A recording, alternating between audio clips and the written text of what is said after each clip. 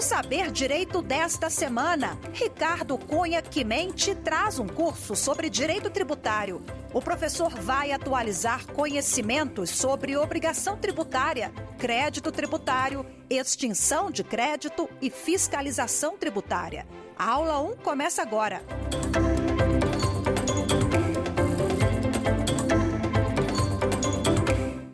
Olá pessoal, bem-vindos ao Saber Direito. Meu nome é Ricardo Quimente, eu sou professor da Universidade Presbiteriana Mackenzie, sou desembargador do Tribunal de Justiça de São Paulo e estaremos juntos aqui conversando a respeito do direito tributário. Começaremos aqui a nossa conversa a partir da obrigação tributária. Afinal de contas, é o nascimento aqui de toda essa sistemática que visa justamente garantir receitas para que o poder público possa cumprir ali com as suas atividades.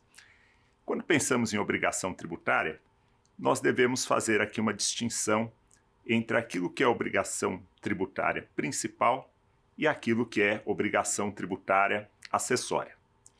Quando pensamos em obrigação tributária principal, nos vem na cabeça, em primeiro lugar, as autorizações constitucionais. Nós sabemos que desde a Magna Carta, a origem aí das nossas constituições, a história do rei João Sem Terra, os súditos, na verdade ali na Inglaterra de 1215, os nobres, acabaram colocando o rei João Sem Terra na parede, era um rei abusivo nas imposições tributárias, e ali estabeleceram uma série de requisitos para que o rei pudesse cobrar ali os tributos necessários para que a corte funcionasse. Mas esses tributos passaram a ser exigidos somente depois de autorização do parlamento. Tem algumas curiosidades dessa época histórica. Por exemplo, havia ali uma possibilidade de o rei não depender do parlamento, que era um tributo para que ele conseguisse obter ali o dote para o casamento da filha mais velha. Então, curiosidades ali da época, mas já com esse contorno de incidência tributária. Então, o que fez a Carta Magna, basicamente, foi estabelecer limites para que o rei pudesse ali instituir tributos. E o primeiro desses limites é o que a gente conhece aqui como princípio da legalidade tributária. Artigo 150, inciso 1 da Constituição Federal, no sentido de que os tributos têm que ser instituídos por lei. Mas o que é que essa lei, de fato, estabelece na prática? Quando a gente pensa aqui na obrigação tributária, nós estamos diante de uma circunstância prevista na lei, é o que a gente chama de hipótese de incidência, é algo ainda abstratamente previsto, muitos chamam isso de fato gerador em abstrato, uma hipótese prevista na lei, pela qual, se alguém se colocar naquela situação, pode ser, por exemplo, a prática de uma saída da mercadoria, que vai gerar incidência de ICMS, pode ser a manutenção de uma propriedade imobiliária, que vai gerar obrigação tributária do IPTU. A lei estabelece, hipoteticamente, o que pode gerar uma obrigação tributária. A obrigação principal é a obrigação de pagar o tributo, artigo 113 do CTN. Está lá genericamente prevista na lei. Quando alguém se coloca naquela situação, por exemplo, adquire um automóvel, essa pessoa se torna ali contribuinte do IPVA. Ela pratica o que nós chamamos de fato gerador em concreto. Ela pratica aquilo que estava hipoteticamente previsto na lei e, consequentemente, daí nasce a obrigação tributária principal, a obrigação de pagamento de um tributo. Essa lei, para que a garantia do princípio da legalidade possa ser efetivada, essa lei tem que trazer aqui elementos específicos e seguros para a identificação de quem deve, quanto deve e por que deve.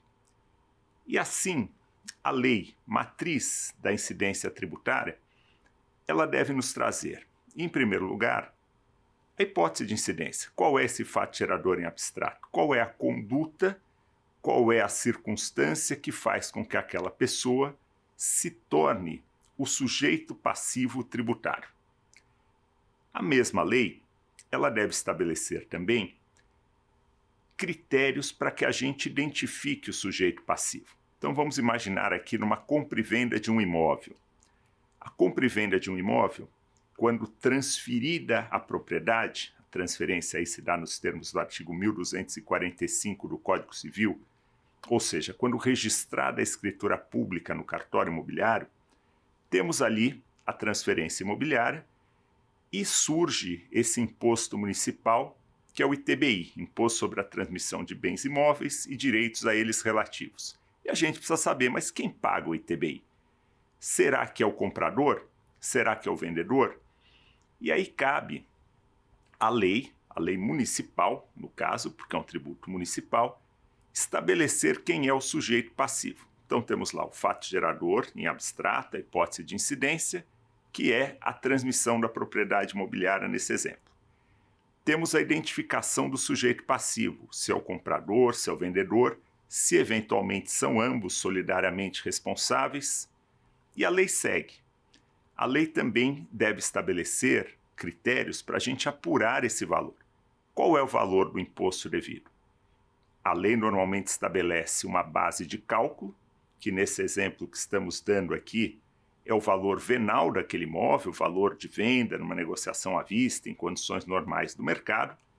A lei estabelece qual é o valor venal e estabelece uma alíquota, que por vezes é uma alíquota que pode ser variável conforme o imposto. Com isso, a gente tem elementos para estabelecer quanto é devido. E por vezes a lei nos traz até mesmo quem é o sujeito ativo, porque a lei pode estabelecer a sujeição ativa, o que a gente chama aqui de capacidade tributária ativa, capacidade para exigir o tributo, para uma outra pessoa que não aquele ente político que está instituindo a lei. Ele pode atribuir a outro a capacidade tributária ativa. Enquanto a competência legislativa em si é indelegável, esse poder de legislar instituindo um tributo é indelegável, a capacidade tributária ativa, que é essa postura de ser o sujeito ativo do tributo, essa pode ser delegada pela lei. Então, essencialmente, temos aqui na lei instituidora do tributo o fato gerador em abstrato, que é a hipótese de incidência, temos a identificação do sujeito passivo e elementos que nos permitem aí chegarmos ao quanto é efetivamente devido. Em alguns casos, como o ISS de profissionais liberais, por exemplo, ele pode ser até um valor fixo. Quando não é valor fixo, o comum é que a lei estabeleça ali uma base de cálculo e uma alíquota. E com isso temos os primeiros elementos aqui da chamada obrigação principal. Por vezes se indaga o seguinte: precisa de lei? Pode ser um decreto? Pode ser uma resolução para instituir um tributo?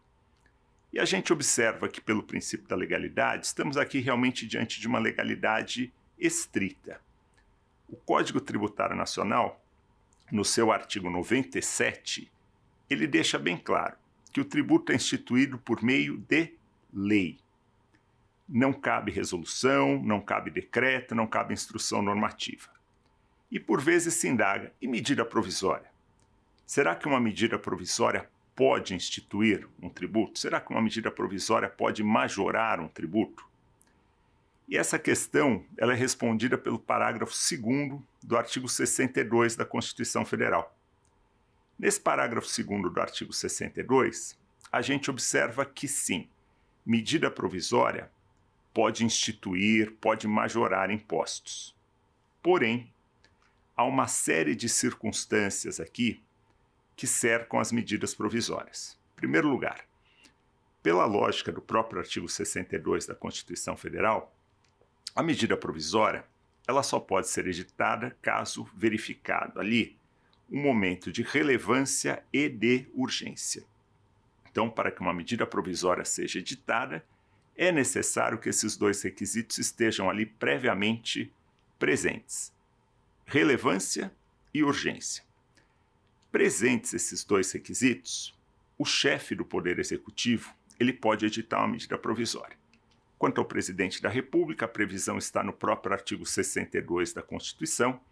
Surgiu uma longa discussão se governadores e prefeitos também poderiam editar medida provisória, e o que se concebeu ali é a ideia de que, se na Constituição Estadual há previsão expressa para que o governador possa editar medida provisória, ele pode fazê-lo.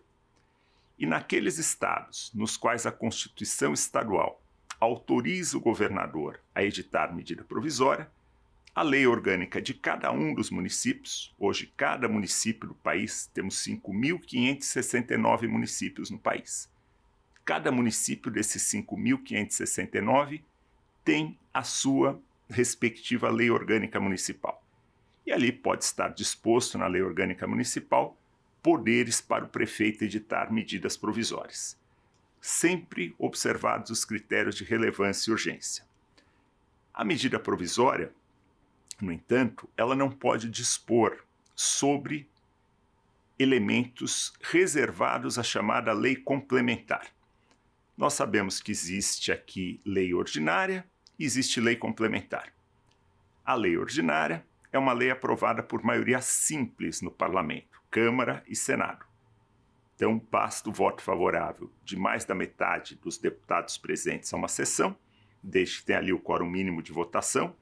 Voto favorável de mais da metade dos deputados presentes à sessão é suficiente para que se aprove uma medida provisória na Câmara. A Câmara dos Deputados hoje tem 513 deputados. Vamos imaginar uma sessão que a gente tem ali 300 deputados presentes. Para se aprovar uma lei ordinária, é necessário o voto de mais da metade dos presentes. Mais da metade desses 300 presentes são 151 deputados federais votando a favor ali da lei ordinária. Se estivéssemos diante de uma lei complementar, a situação já seria diferente. Se estivéssemos diante de uma lei complementar, o quórum é de maioria absoluta. Isso está lá no artigo 69 da Constituição Federal. O que é essa maioria absoluta? É o voto favorável, não de mais da metade dos presentes, e sim o voto favorável de mais da metade de todos os parlamentares que integram aquela casa. Nesse exemplo que eu dei da Câmara dos Deputados, todos são 513. Tem lá na sessão 300 presentes. Quantos precisam votar a favor de um projeto de lei complementar para ele ser aprovado? 257. Ou seja, mais da metade de todos, mais da metade dos 513. Com o voto favorável de 257 parlamentares, temos ali a aprovação de um projeto de lei complementar. Nessa situação, nós temos que, para a aprovação da lei complementar, é necessário o voto favorável de mais da metade de todos os parlamentares daquela casa. Então, lá na Câmara dos Deputados, 513 deputados, é necessário o voto favorável de 257. E isso é importante por quê? Porque a Constituição Federal, quando trata da tributação, ela nos traz ali dispositivos pelos quais determinadas matérias tributárias têm que ser disciplinadas por lei complementar.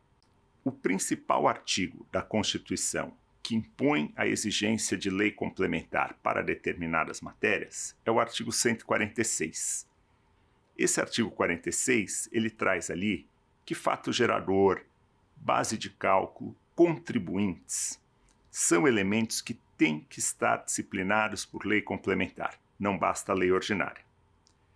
O artigo 62 da Constituição Federal, por sua vez, nos traz que não cabe medida provisória sobre matéria reservada à lei complementar. Não cabe medida provisória sobre matéria reservada à lei complementar.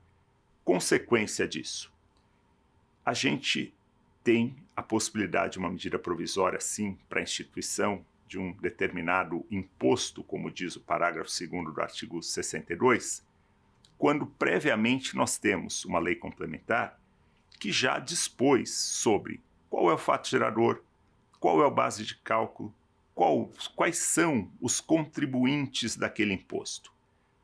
Preenchidos esses elementos por lei complementar, aí sim é possível termos uma medida provisória instituindo um imposto, com restrições.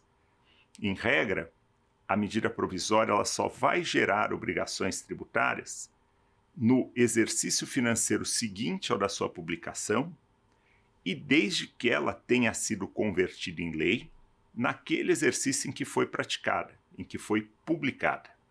Então, a medida provisória, ela só vai produzir efeitos efetivamente no exercício financeiro seguinte ao da sua publicação e desde que ela tenha sido convertida em lei no exercício financeiro em que foi publicada.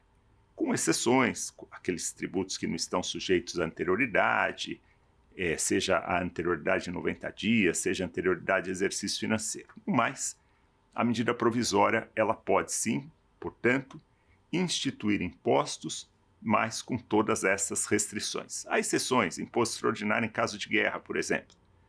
Esse preenche todos os requisitos de medida provisória e ali se entende que, pela circunstância, guerra externa em curso ou iminência de guerra externa, nessas hipóteses é possível sim que se faça a edição de uma medida provisória sem a observância dos requisitos de lei complementar, sem a necessidade de se aguardar as anterioridades para que aquele imposto seja cobrado. Mas é uma hipótese absolutamente excepcional. Então estamos aqui pensando inicialmente na obrigação tributária. Estamos pensando inicialmente na obrigação tributária principal, que é aquela obrigação que gera a obrigação de se pagar o tributo. Essa é uma obrigação que surge ali para que se possa exigir um tributo. Além dessa obrigação tributária principal, a gente deve lembrar que existem as obrigações acessórias, com uma característica muito interessante no direito tributário, que é aquela máxima do direito privado, que o acessório segue o principal, não serve para o direito tributário. Ou seja, em direito tributário, é perfeitamente possível, sim, que a gente tenha obrigações acessórias sem que haja uma obrigação principal. Temos ali obrigações acessórias e o que são essas obrigações acessórias que sequer dependem da existência da obrigação principal. A obrigação acessória aqui é aquela obrigação pertinente à fiscalização tributária. É a obrigação que se impõe ao contribuinte para que ele demonstre a sua condição. Então, são livros contábeis, emissão de notas fiscais, são obrigações de apoio para que o fisco consiga fiscalizar e apurar quanto é devido, quem deve, por que deve. Essas obrigações acessórias, elas subsistem até mesmo para aqueles que têm imunidade. A imunidade, ela é uma regra negativa de competência. A imunidade, ela impede uma incidência tributária. Então, nós temos, por exemplo, hoje, que os templos de qualquer culto, as entidades religiosas, na redação atual da Constituição Federal, do artigo 150, essas entidades religiosas, elas são imunes aos impostos. Mas essa imunidade vale para os bens, rendas e serviços da entidade religiosa que estão vinculados às suas atividades essenciais. E como é que a gente fica sabendo se aquilo não é algo... Infelizmente, hoje a gente fala de filantropia e fala de pilantropia. Como é que a gente sabe se aquilo realmente é uma entidade que cumpre a sua missão religiosa e não uma pilantropia?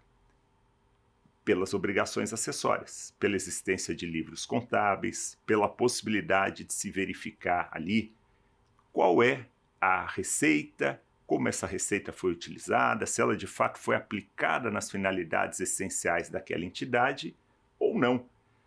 Então, mesmo os imunes, eles têm que manter ali registros contábeis, isso está previsto no artigo 14 do Código Tributário Nacional, justamente para que a fiscalização tributária saiba se ali ela de fato está diante de uma entidade que, por sua relevância social, desfruta da chamada imunidade. A obrigação acessória, ela é prevista na chamada legislação tributária. E aqui temos uma distinção importante.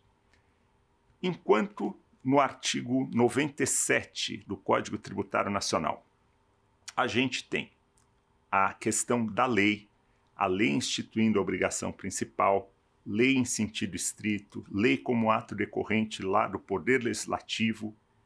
e, quando muito, uma medida provisória que tem força equivalente à da lei.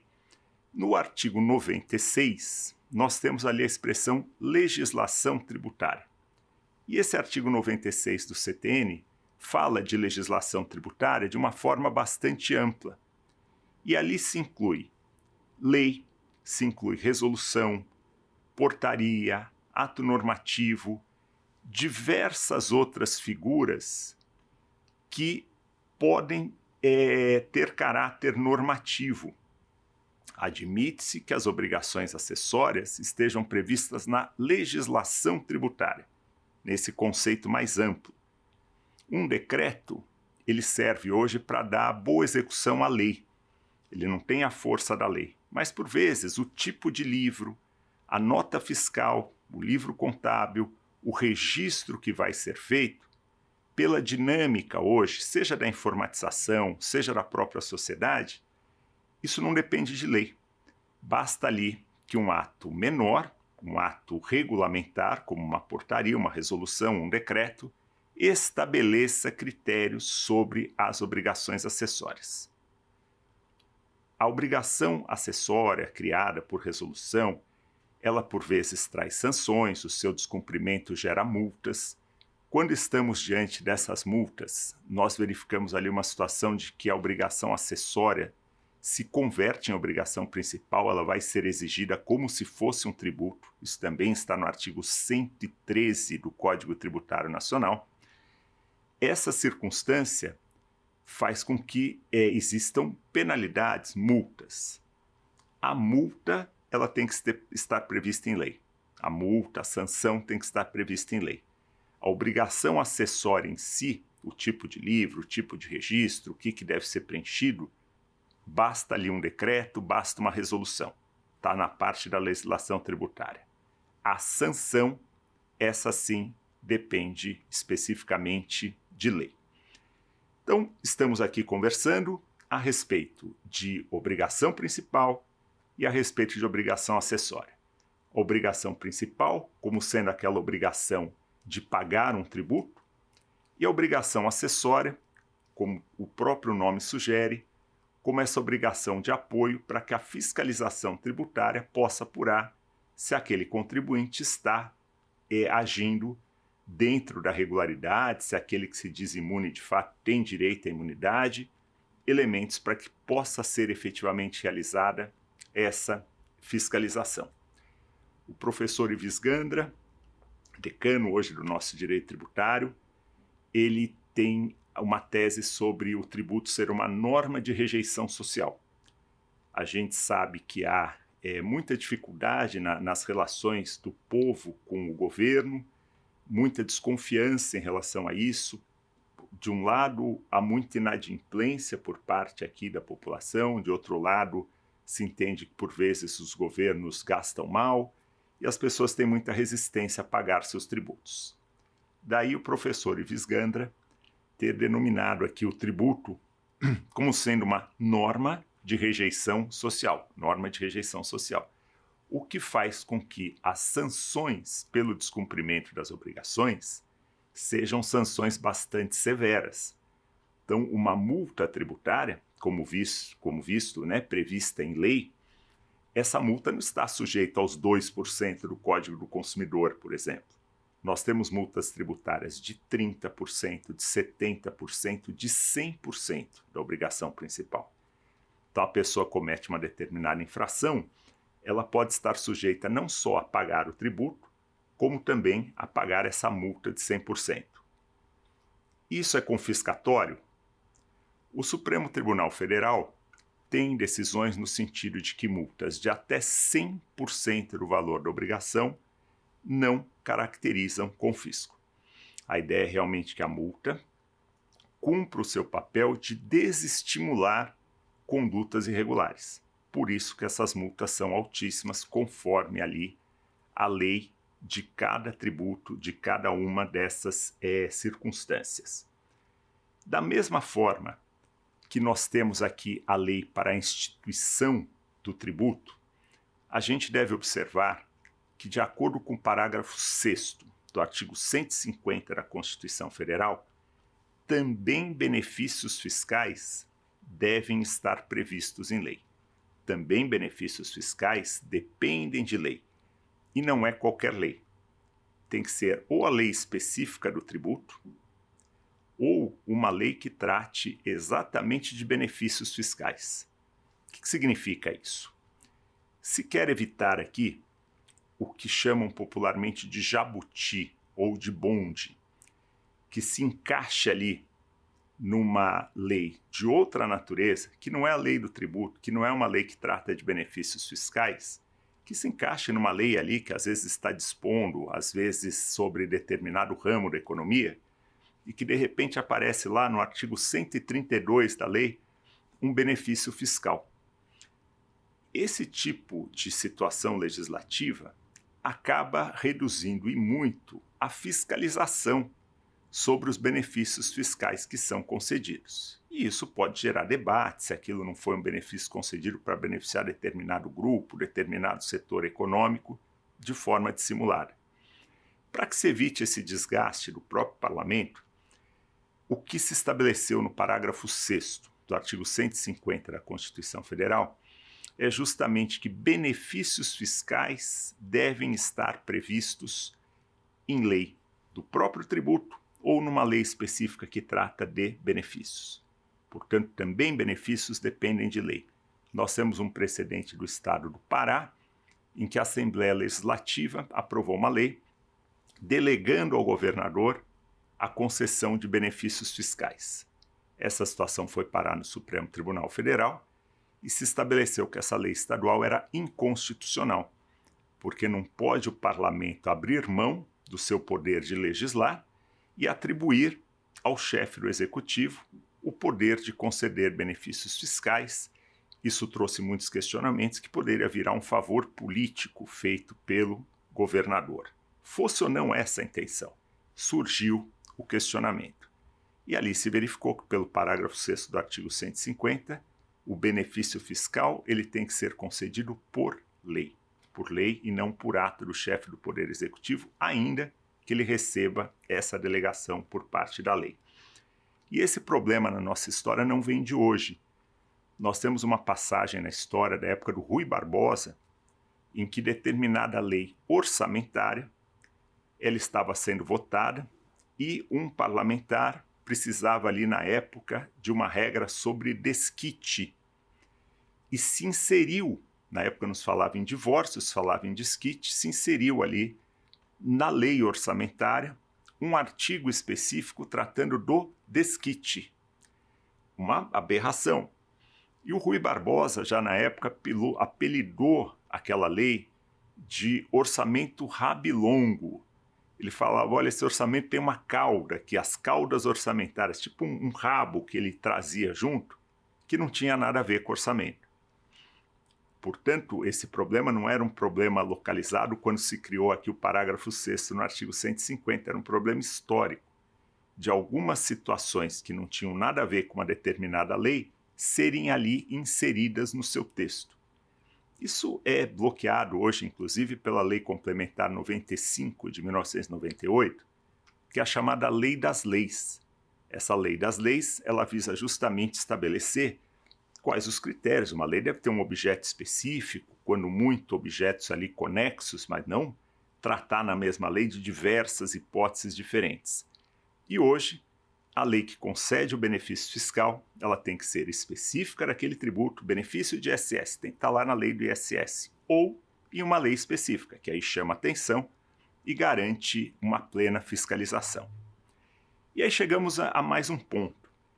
Quem edita a lei? Qual dos entes políticos tem ali poder conferido pela Constituição para editar uma lei? Isso que vamos ver agora é a chamada competência tributária. Competência tributária. Quando pensamos aqui em competência tributária, estamos pensando nesse poder que a Constituição atribui aos entes políticos, consideramos aqui entes políticos aqueles que detêm poder legislativo. Competência tributária é o poder que a lei atribui aos entes políticos para que esses entes políticos possam legislar instituindo os seus tributos. Quando a gente vai no corpo da Constituição Federal, a gente observa o seguinte: os artigos 21 e 23 da Constituição Federal, eles cuidam da chamada competência administrativa. Eles não cuidam de competência legislativa, eles cuidam da competência administrativa. Então a gente tem ali no artigo 21, competência exclusiva da União para uma série de matérias, competência administrativa. Então, deliberar, por exemplo, sobre questão nuclear, de energia nuclear, competência exclusiva ali da União, competência administrativa do artigo 21 da Constituição Federal. A gestão do Sistema Único de Saúde, competência concorrente, competência administrativa concorrente da União, dos estados e dos municípios, conforme o artigo 23 da Constituição Federal. Já em relação à competência legislativa, nós temos aqui em matéria tributária, como disposições aqui que nos interessam conhecer, as do artigo 24 da Constituição. Mas vamos entender aqui essa questão da competência legislativa. O artigo 22 da Constituição, ele nos traz o que é competência privativa da União. O que é que depende, portanto, de lei federal. Competência privativa da União, artigo 22 da Constituição Federal. O artigo 24, ele trata de competência legislativa concorrente. Ele estabelece quais são aquelas matérias que União, Estados e Distrito Federal podem dispor a respeito. Dentre essas matérias do artigo 24, quando a gente vai ao inciso 1 desse artigo 24, está lá direito tributário. Direito tributário é uma matéria de competência concorrente da União, dos Estados e do Distrito Federal. Todos podem, nos limites ali que a Constituição lhes atribui, legislar sobre direito tributário. E quando a gente segue na Constituição, a gente chega no artigo 30, que explicitamente estabelece, quando a gente vê lá, sobretudo os incisos 2 e 3, mas também o inciso 1 traz assuntos de interesse local, esses três incisos, 1, 2 e 3 do artigo 30 da Constituição, eles deram ao município ampla autonomia. Alguns administrativistas, como o professor Eli Lopes Meirelles, eles até nos trazem que o Brasil hoje é uma federação trina. Prevalece que é uma federação dualista. É União, poder soberano, e as autonomias estaduais e do DF. Mas diante dessa grande autonomia dada aos municípios pelos artigos 29 e 30 da Constituição, mais especificamente o 30, parte dos administrativistas, como eu citei o Eli Lopes Meirelles, eles tratam aqui o município também como um ente federado.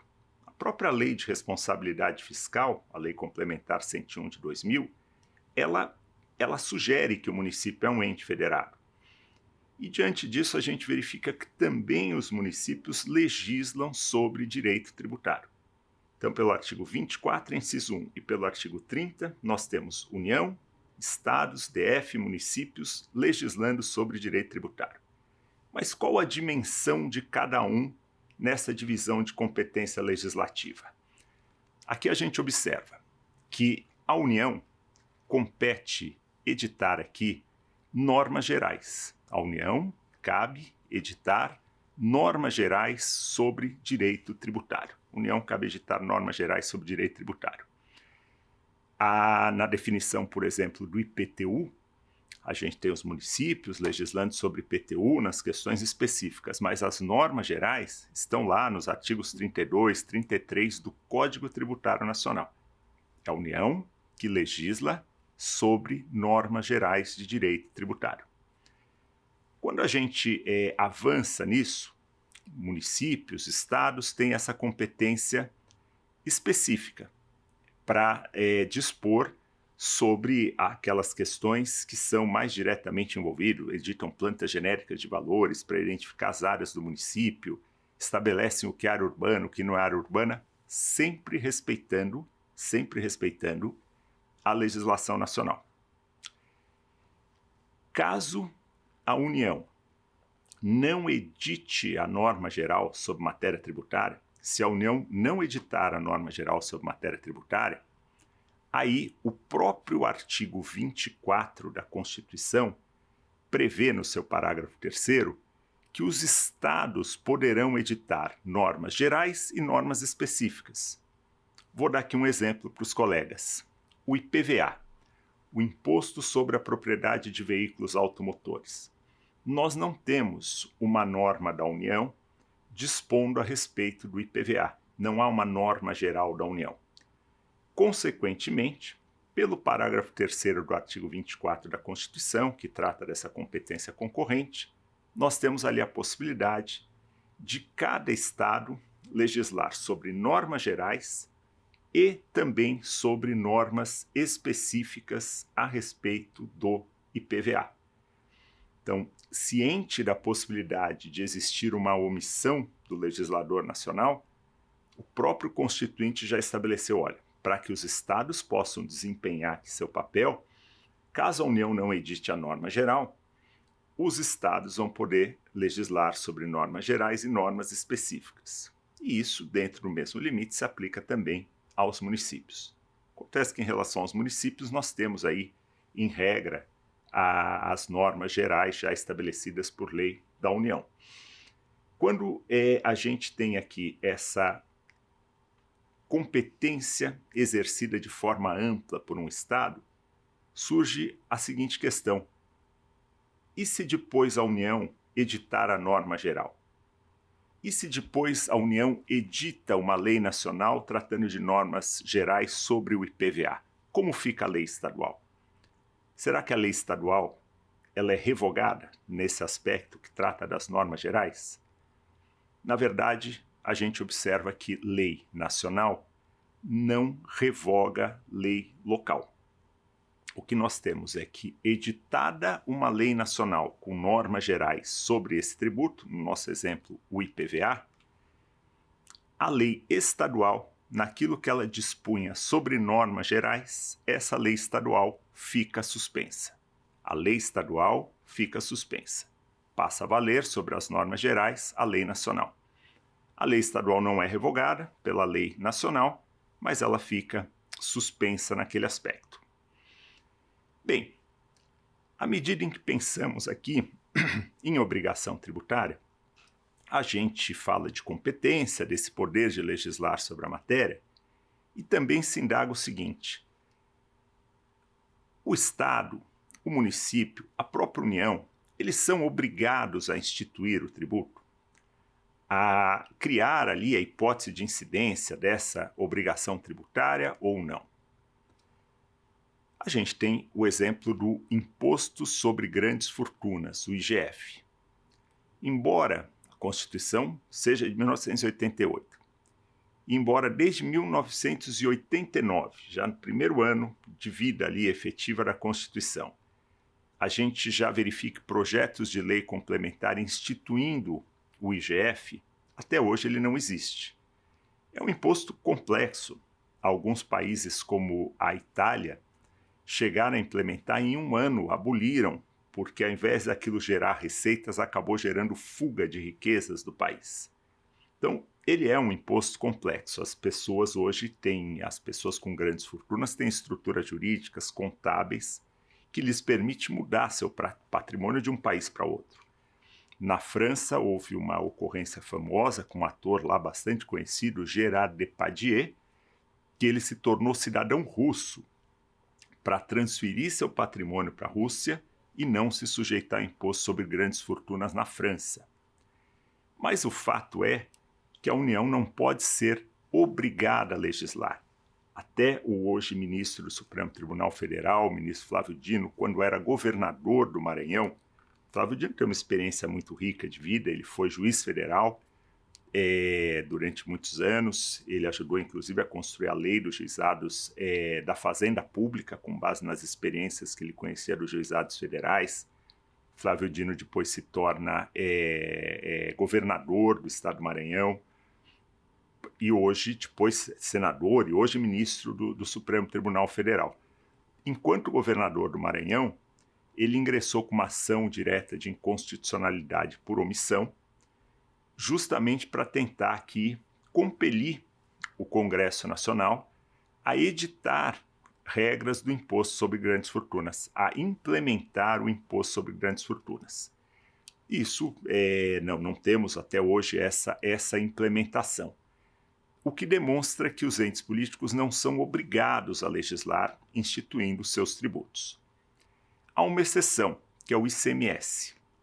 O ICMS, por gerar ali o problema da chamada guerra fiscal, ele tem um tratamento específico. Como é que funciona a questão do ICMS? Em primeiro lugar, se entende que sim, os estados, o DF, são obrigados a implementar esse imposto, para não serem entes predatórios, senão todas as indústrias iriam para aquele ente político que não instituiu o ICMS e quebraria o resto do país.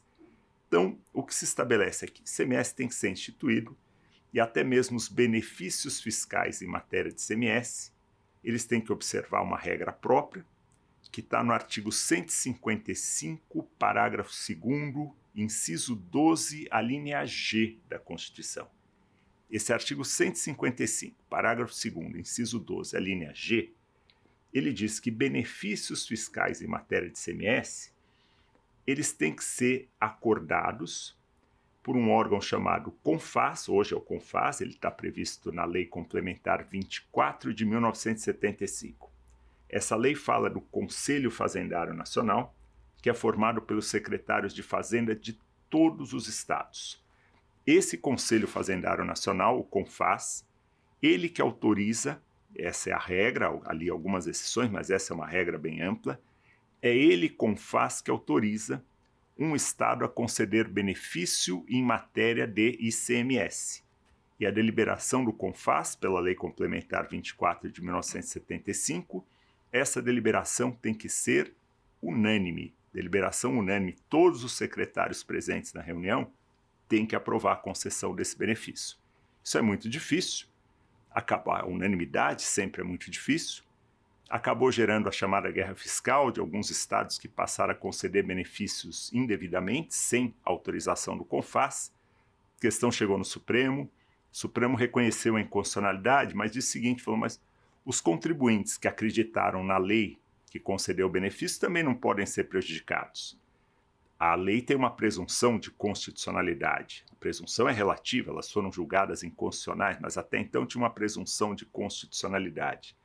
E ali se fez uma norma intermediária tentando compor essa situação, e agora sabemos, a emenda constitucional 132 de 2023, ela prevê uma gradativa extinção do ICMS entre 2026 e 2032, e a partir de 2033 teremos o IBS. E muda a lógica e deve, de alguma maneira, contornar essa guerra fiscal, mas conviveremos aí entre 2026 e 2032 com fatos geradores simultaneamente de ICMS, ISS e IBS. Em 2033 serão extintos ICMS e ISS, não ocorrerão mais fatos geradores de ISS e ICMS e passaremos até ali os fatos geradores do IBS, do Imposto sobre Bens e Serviços, que vai englobar esses dois impostos e levará para um comitê gestor toda a arrecadação, e esse comitê gestor fará a distribuição desses recursos, observadas as regras transitórias da Constituição, para cada um dos entes políticos. Aqui, aliás, um parênteses, a gente falou que as normas gerais de direito tributário têm que estar dispostas em lei complementar da União. E em relação ao IBS, o que se verifica é, sim, propostas de lei complementar já em votação, projeto de lei 68 de 2024, projeto de lei 108 de 2024, PLP, projeto de lei complementar tratando desse tema, mais uma vez. Essas normas, como prevê o artigo 146 da Constituição Federal, têm que ser normas gerais e depois estados e municípios vão editar normas locais. A gente está vendo, então, que, em regra, um ente político ele não é obrigado a instituir seus tributos. Como fica isso? Nós verificamos que a Lei de Responsabilidade Fiscal, nos seus artigos 11 e 14, trazem algumas regras. Sobretudo o artigo 11 dessa Lei Complementar 101 de 2000, a Lei de Responsabilidade Fiscal. O artigo 11 estabelece que um ente político, esse artigo 11 estabelece que um ente político, ele é obrigado a instituir todos os seus impostos. Esse artigo ele não fala de todos os tributos. Nós sabemos hoje que há 5 espécies de tributos. Nós temos impostos, taxas, contribuições de melhoria, empréstimos compulsórios e contribuições especiais. É o que nós chamamos de teoria pentapartida. 5 espécies de tributos, portanto: impostos, taxas, contribuições de melhoria, empréstimos compulsórios e contribuições especiais. O artigo 11 da Lei de Responsabilidade Fiscal, ele nos traz que o ente político, ele é obrigado a instituir todos os seus impostos, e aqui a referência é estados, DF e municípios, sob pena de não receberem transferências voluntárias. Nós temos na Constituição Federal um artigo que trata, aliás, alguns artigos a partir do 157 até o 160 da Constituição, que tratam de transferências obrigatórias. Fundo de participação dos estados, fundo de participação dos municípios, programas de desenvolvimento das regiões Norte, Nordeste, Centro-Oeste.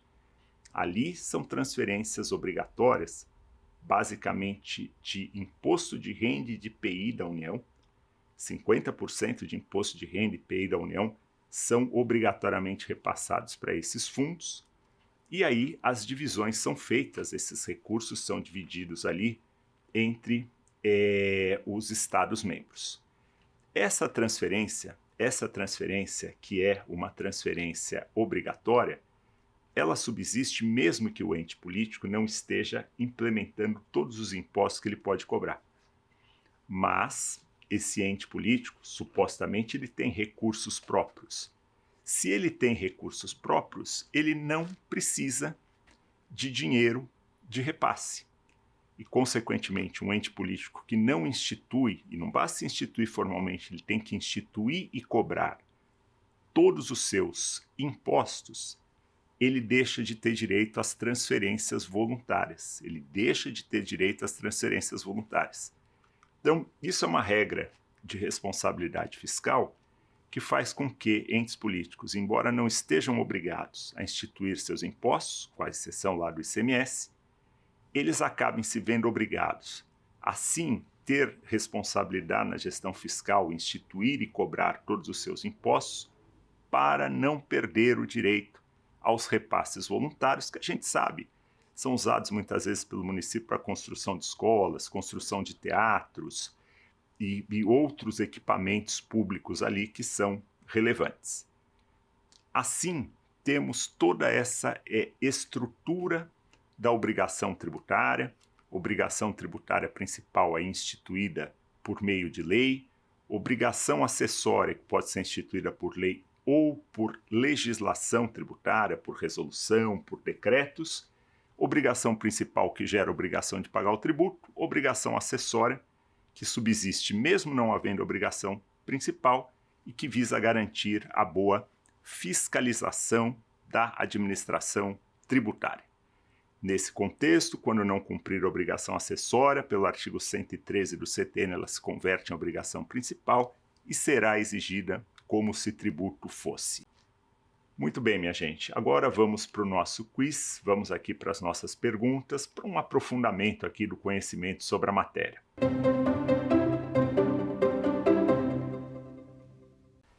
Primeira questão aqui, nós temos a empresa pública estadual XYZ SA, que tem imunidade tributária, que a desonera do pagamento aqui do imposto de renda à pessoa jurídica. Imunidade que é reconhecida desde o ano 2020 por decisão do Supremo Tribunal Federal, uma decisão transitada em julgado. Ainda assim, ela deixou de cumprir diversas obrigações acessórias relativas ao imposto de renda à pessoa jurídica referente ao ano base de 2021. Em decorrência desse descumprimento, ela foi autuada e recebeu multa pelo descumprimento das obrigações tributárias acessórias. A empresa procura você, como advogado, indagando sobre a validade da exigência desta penalidade pecuniária, uma vez que a imunidade já foi reconhecida. Diante desse cenário, sobre a autuação fiscal e a respectiva cobrança de multa, assinale a alternativa correta. Alternativa A. São inválidas e ilegais por inexistir a obrigação tributária principal e aplica-se a regra de que a obrigação acessória segue a obrigação principal. Alternativa B. São válidas e legais porque o descumprimento da obrigação acessória, mesmo por empresa imune, converte-se em obrigação principal relativamente à penalidade pecuniária. A resposta correta aqui é a alternativa B. Conforme a gente verificou, nós temos aqui uma empresa imune, mas a imunidade dispensa a empresa da obrigação principal. É a não incidência aqui do tributo, não há obrigação principal, não há obrigação de pagar o tributo. No entanto, subsiste a obrigação acessória, que são exatamente as obrigações relativas à fiscalização tributária, de manter escrituração contábil regular, de manter seus livros, até para que se verifique se aquela empresa efetivamente é uma empresa imune. E os requisitos a serem cumpridos aqui de obrigações acessórias, eles são os requisitos previstos basicamente no artigo 14 do Código Tributário Nacional. Portanto, aqui, autuação e multa são válidas.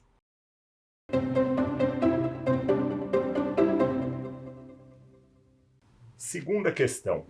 Considere que Luiz é um andarilho civilmente capaz que não elegeu nenhum lugar como seu domicílio tributário, não tem domicílio civil nem residência fixa e não desempenha habitualmente atividades em endereço certo. A partir da hipótese apresentada, de acordo com o Código Tributário Nacional e no silêncio da legislação específica, assinale a alternativa correta. A. Luiz nunca terá domicílio tributário. B. O domicílio tributário de Luiz será o lugar da situação dos seus bens ou da ocorrência do fato gerador. C.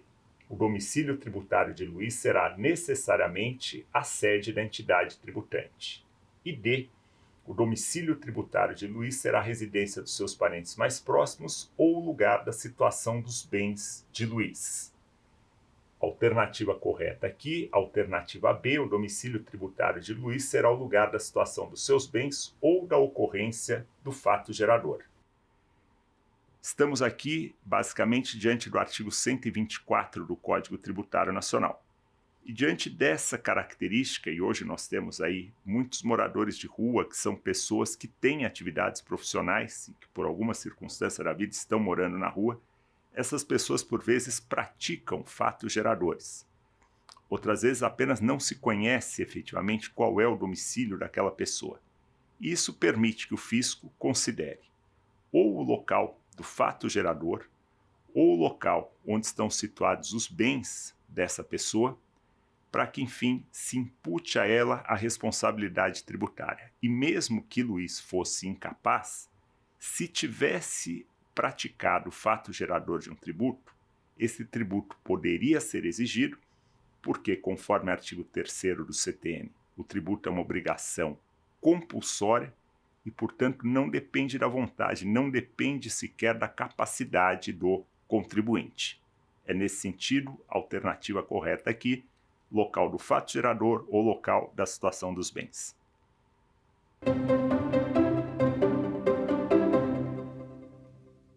Terceira questão.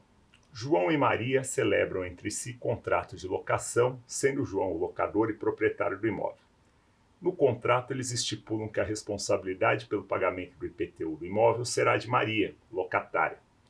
Com base nessas informações, assinale a afirmativa correta. Alternativa A. O contrato será ineficaz entre as partes, pois transferiu a obrigação de pagar o imposto para a pessoa não prevista em lei. B. O contrato firmado entre particulares não poderá se opor ao fisco municipal no que tange à alteração do sujeito passivo do tributo. C. O contrato é válido e eficaz e, por consequência dele, a responsabilidade pelo pagamento do tributo se tornará solidária, podendo o fisco municipal cobrá-lo de João ou de Maria. D. No caso de o fisco municipal cobrar o tributo de João, ele não poderá ajuizar ação regressiva em face de Maria. A alternativa correta aqui é a alternativa B. O contrato firmado entre particulares não poderá se opor ao fisco municipal no que tange à alteração do sujeito passivo do tributo. Nós temos aqui o artigo 123 do CTN, artigo 123 do Código Tributário Nacional, pelo qual se estipula que obrigações, contratos entre particulares não são oponíveis ao fisco. O fisco considera como sujeito passivo do IPTU essencialmente o proprietário e, excepcionalmente, o possuidor com ânimo de dono. Aqui no caso, Maria não tem ânimo de dona do imóvel, ela é simples aqui possuidora desse bem, uma posse precária decorrente da locação. O contrato vale entre as partes, o João é o responsável pelo pagamento do tributo perante o fisco, caso Maria não pague o IPTU, e esse contrato de locação, autorizado pela Lei 8245 de 91, que autoriza a cobrança do IPTU por parte ali da Maria, vale só entre eles. Então o João paga para o fisco e com base nesse contrato ele pode entrar com uma ação de regresso contra Maria. É nesse sentido a resposta. É isso, minha gente. Agradeço a oportunidade, seguirei à disposição dos colegas. Boa sorte para todos. Muito obrigado. Quer dar alguma sugestão de tema para os cursos do Saber Direito? Então mande um e-mail para a gente, saberdireito@stf.jus.br. Você também pode estudar pela internet. Acesse o nosso site radioetvjustiça.jus.br ou pode rever as aulas no canal do YouTube, @Rádio e TV Justiça.